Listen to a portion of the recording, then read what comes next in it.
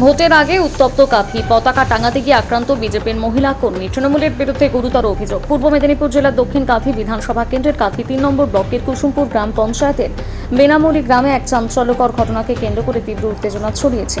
অভিযোগ, দলীয় পতাকা টাঙাতে গিয়ে তৃণমূলের দুষ্কৃতীদের হামলার শিকার হয় বিজেপির মহিলা কর্মী অভয়ের বর। স্থানীয় সূত্রে জানা গেছে, পতাকা লাগানোর সময় আচমকা একদল দুষ্কৃতী তার উপর চড়া হয় এবং বেধড়ক মারধর করে। গুরুতর জখম অবস্থায় তাকে দ্রুত উদ্ধার করে কাঁথি মহকুমা হাসপাতালে ভর্তি করা হয়।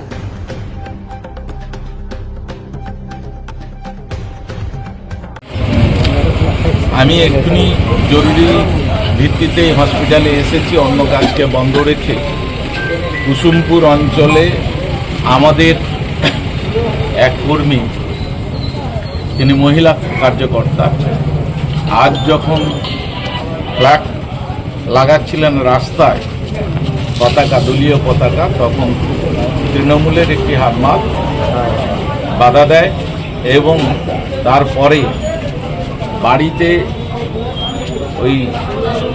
ওই কার্যকর্তা অভয়াবর, তার বাড়িতে কেউ ছিল না।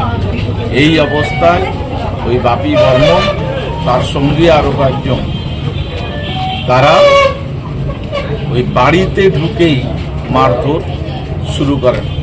ভদ্রমহিলা মারাত্মকভাবে আহত হন এবং তাকে হসপিটালে নিয়ে আসা হয়। আপাতত তিনি হসপিটালে চিকিৎসাধীন রয়েছেন।